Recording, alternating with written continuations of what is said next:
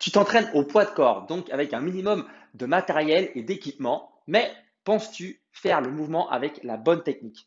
Justement, c'est le sujet que j'aborde dans ma nouvelle série sur les basiques et les principaux exercices au poids de corps, les incontournables. On voit ça ensemble tout de suite. Allez, c'est parti!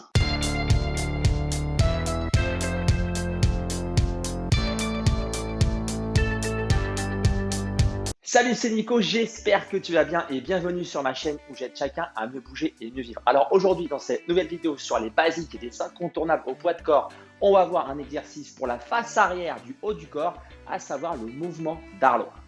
Alors on va voir dans un premier temps ce qu'est le mouvement d'Arlo, comment bien l'exécuter, les erreurs à éviter et bien sûr comment l'agencer dans ta séance. Le mouvement d'Arlo est un exercice extra pour corriger ta posture et renforcer le haut du dos. Il permet de redresser les épaules qui ont tendance à tomber vers l'avant à cause d'un mode de vie trop sédentaire ou d'une position assise trop prolongée.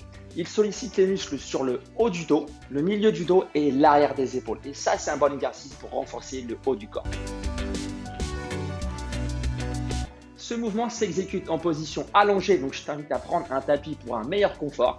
Donc tu te mets sur le ventre, position allongée, tu mets les bras devant toi, au-dessus du sol, t'inspires, tu amènes les bras le long des cuisses et tu reviens en position de départ. Et voilà, là c'est une répétition, j'en fais une deuxième et je repars. Alors au niveau de la respiration, moi je préfère inspirer quand j'ouvre parce que j'ouvre la cage thoracique et souffler devant.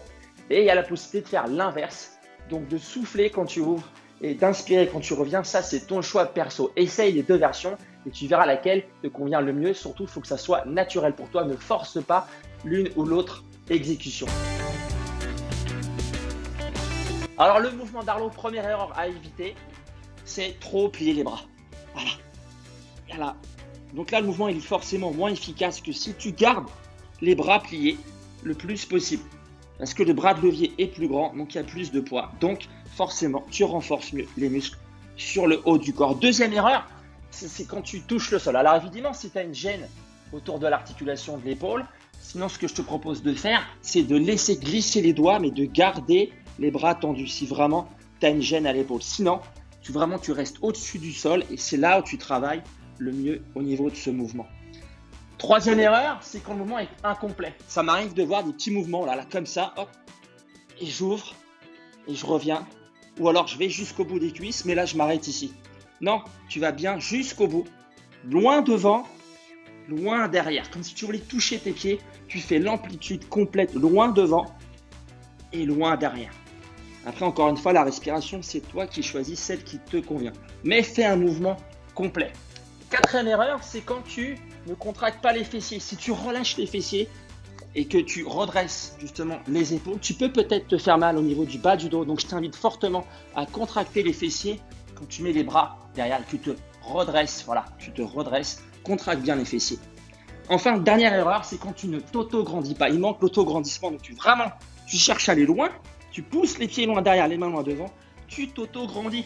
Et là, le mouvement, il est vraiment super efficace pour corriger ta posture et renforcer la face arrière du haut du corps.